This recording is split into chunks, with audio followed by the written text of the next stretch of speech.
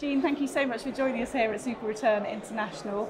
In this current climate, people in this industry are looking for value creation. How does ESG play into that? At Blackstone, we think about ESG as integral to value creation. We think about it as factors that are essential to creating companies that are competitive in the 21st century. Companies that are decarbonizing and that are paying attention to diversity are the ones that are going to be the employers of choice, the suppliers of choice in the 21st century, in a world that is actually decarbonizing and cares about social equities. You talked about how are you measuring it there. That's always been one of the stumbling blocks. How collaborative is this industry being in terms of having those sort of across-the-board measures that everyone could use?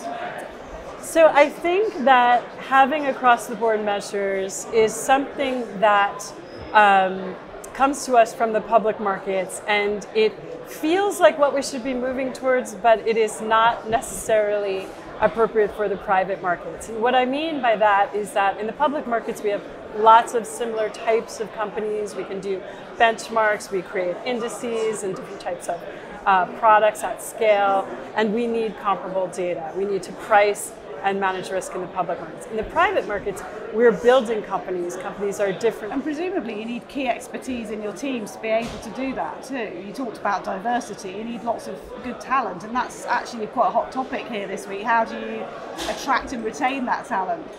ESG talent is hard to get. It is a sought after commodity right now in the markets, and it's good to see because it means that companies are taking it seriously, and that means they're allocating resources to ESG, not just talking about it, not just greenwashing, not just putting out a report, but hiring teams that can do the hard work of working with portfolio companies and creating more resilient assets. So we are also building our team. We have a hub and spoke model. We have a corporate team that works on Blackstone's own ESG and drives our signature decarbonization and diversity programs and policies.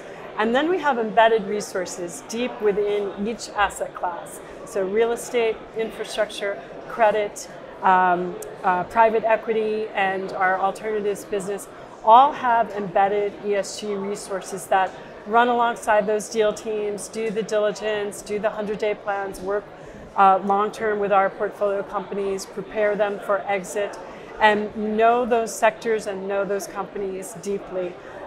So that model works really nicely for our company, where we have many different types of assets, and how we do ESG, how we implement it, looks different, whether you're working with a real estate company or a biotech company.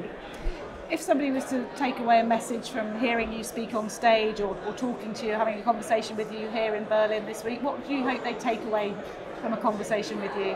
What's the key message? The key message for me is that we need to think long-term. Climate change is a long-term issue, but we need to act urgently in the short term, and we all need to be thinking about what we can do with the power of our platforms for our assets to make them more resilient, more competitive, whether it comes to decarbonization or diversity, the two major issues of our day. And don't just look at risk, but look at impact too.